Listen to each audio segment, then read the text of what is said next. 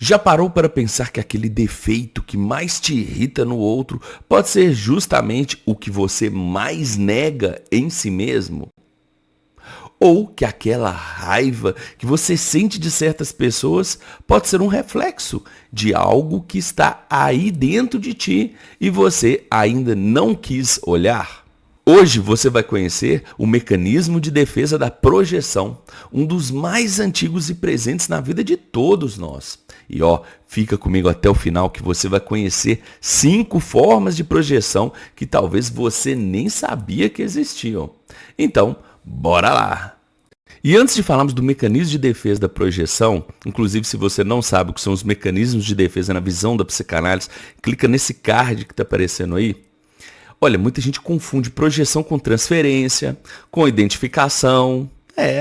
Mas não precisa preocupar não, que agora eu vou tirar essa dúvida se for o seu caso. Transferência não é projeção. Muitas pessoas confundem, né? Às vezes fala assim, ele está projetando a mãe na esposa. Ou, ela está projetando o pai no namorado. Nesse caso, é transferência. A diferença é porque transferência é o redirecionamento de desejos e sentimentos de figuras significativas da história dessa pessoa para outra no presente. Então, a pessoa redireciona afetos, desejos e sentimentos ligados a figuras do passado para outra no presente. Se você tem dúvidas sobre o que é transferência, dá uma clicada nesse card onde eu explico tudo. Identificação não é projeção. Às vezes tem pessoas que falam assim, o pai projetou no filho as suas características. Mas nesse caso, nós podemos falar da identificação.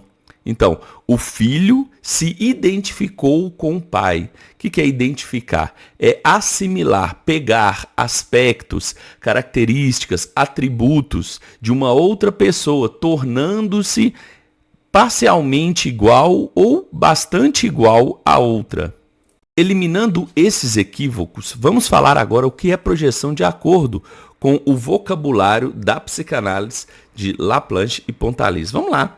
Aqui diz o seguinte, o sentido propriamente psicanalítico é uma operação pela qual o sujeito expulsa de si e localiza no outro, pessoa ou coisa, qualidades, sentimentos, desejos e mesmo objetos que ele desconhece ou recusa em si.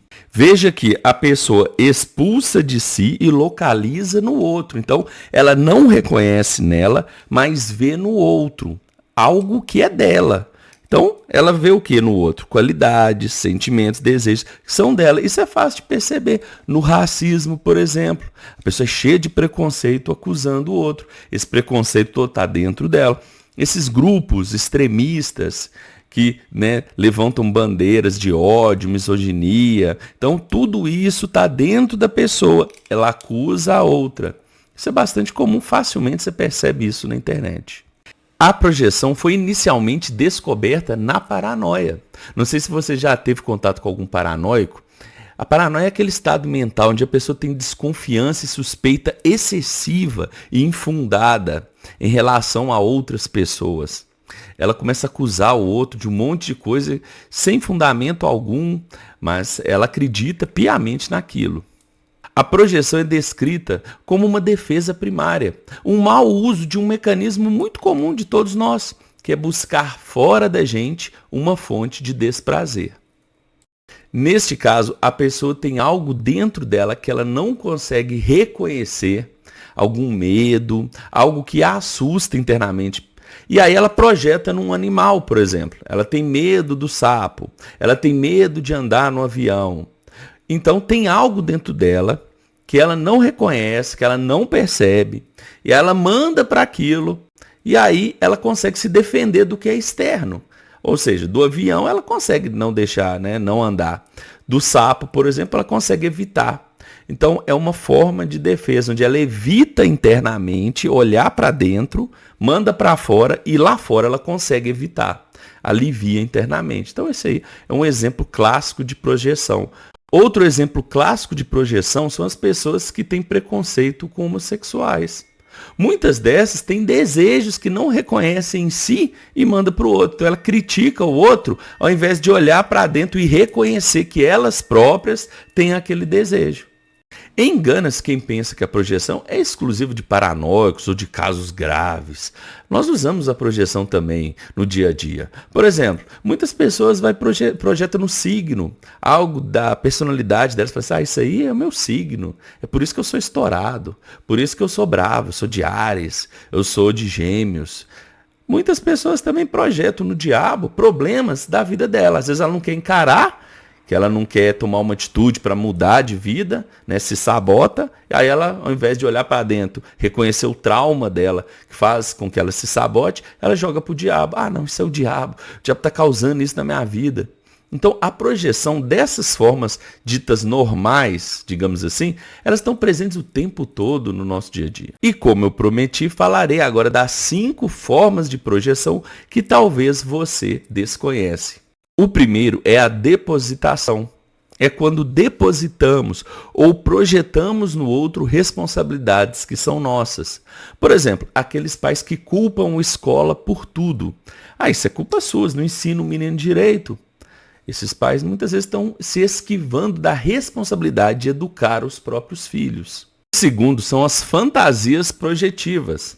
Aquelas pessoas que devaneiam, sonham acordado, às vezes a nível consciente ou subconsciente mesmo. Você está conversando com alguém, ele fala, nossa, sabe, eu fico imaginando quando eu tiver ganhado na Mega Sena, o que eu vou fazer? Ou quando você conversa com a pessoa, ela fica sonhando, cara, eu queria fazer isso e isso da minha vida, mas muitas delas não movem uma palha para alcançar aqueles sonhos. A terceira forma de projeção é a generalização projetiva. É como a pessoa vê o mundo. Bastante comum em pessoas que estão feridas. Quando elas falam assim, todo homem é traidor. Ou toda mulher é ciumenta. Não dá para confiar. Muitas dessas pessoas estão com traumas não trabalhados ali. Então, o que elas não reconhecem em si, elas projetam no outro. A quarta forma são os pensamentos reverberantes. Quando a pessoa ouve a sua angústia ou medo, como se fossem vozes externas. Aquela pessoa que às vezes tem um medo tão grande internamente que ela começa a ouvir vozes, ouvir passos. Isso também são formas de projeção. E a quinta forma de projeção bastante comum são as transferências de culpa, projeção de culpa. Por exemplo, aquele filho que fala com o pai, isso aí é problema seu, agora você se vira, eu não pedi para nascer. Ou quando a pessoa culpa, como eu disse, culpa o diabo por um infortúnio na vida dela, ao invés de assumir a responsabilidade. Agora, uma recapitulação rápida sobre a visão freudiana da psicanálise. Essa que nós falamos aqui. Vamos lá, rapidinho, pergunta e resposta. O que é a projeção na visão da psicanálise? A projeção é um mecanismo de defesa do ego onde atribuímos ao outro, esse outro pode ser tanto pessoas quanto coisas, qualidades, sentimentos ou desejos que são nossos, porém que nós recusamos na gente ou que nós desconhecemos. E por que projetamos? Basicamente por 3 motivos. O primeiro, para preservar a imagem do ego.